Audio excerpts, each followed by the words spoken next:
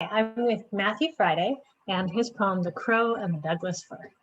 All right, thank you. Here's the poem. Crow born in the Douglas Fir, croaking, voice like cracking bark, a black hole happening. In moments the tree cannot measure, its ringed heart beats in decades.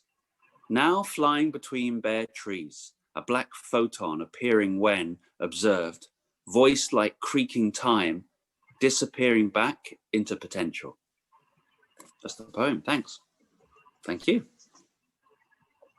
So do you want to tell us a little bit about the composition of the poem? Yeah, sure. It was inspired. I'm looking out the window right now. I'm here in Lake Oswego, just outside Portland, and it was just inspired in a very kind of ordinary observation of seeing crows fly between these like gigantic trees one gloomy winter evening. And I made a little note of that. And I thought, well, that in itself isn't anything unusual, but the sound of their croaking kind of felt mournful, and they seemed to literally disappear into the tree. And so as I was shaping the poem, I was kind of channeling my inner Ted Hughes. I was thinking of his poetry of crow. I'm always trying to achieve imagery that goes somewhere unexpected. It's like a constant search. I'm always in admiration of how he can turn an image inside out and back to front. It's amazing to me. So I had that in the back of my mind, and I probably came up with the black hole idea. And then I thought, okay, let's just play on the space theme. That seems far removed from me now watching a crow in a tree. And yeah, it just came out as sort of three-line verses. No particular reason for that. It just seemed to have a symmetry to it. Okay, thank you. Yeah. It's beautiful. I really love the moment where you talk about the ringed heart of the tree beating in decades, this idea of how time gets sort of, well, fluctuates inside of the poem. And I thought it's interesting to me because, of course, we selected the work before the pandemic. But Right. in some ways, your poem feels like a pandemic poem to me in terms of the attention to nature, the way that we're able to kind of pay more attention to what's going on around us, Right. and that stretching of time that happens. I thought that was really interesting.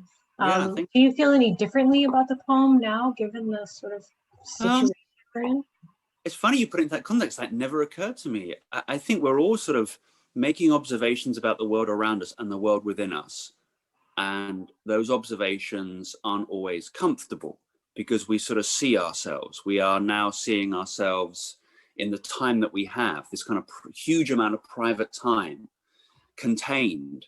So I think sort of we see ourselves in a grander scheme of something, quite vulnerable perhaps, quite vulnerable to the virus, to nature, to our impact upon it.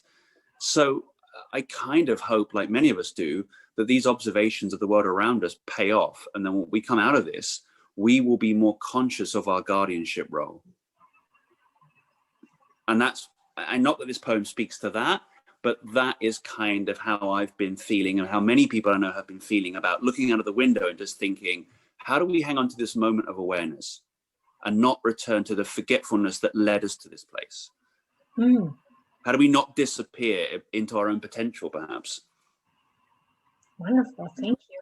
And I guess my last question is one maybe designed for a lot of the students who interact with the journal, and they're always kind of curious about people's writing process. And you mentioned observation and trying to go deeper. Yeah. What's your revision process like? It varies, you know. It's funny. Sometimes you put a poem on the page and it sort of appears on the page almost perfectly formed. Not perfectly formed, but almost in a finished sense. That happens quite rarely.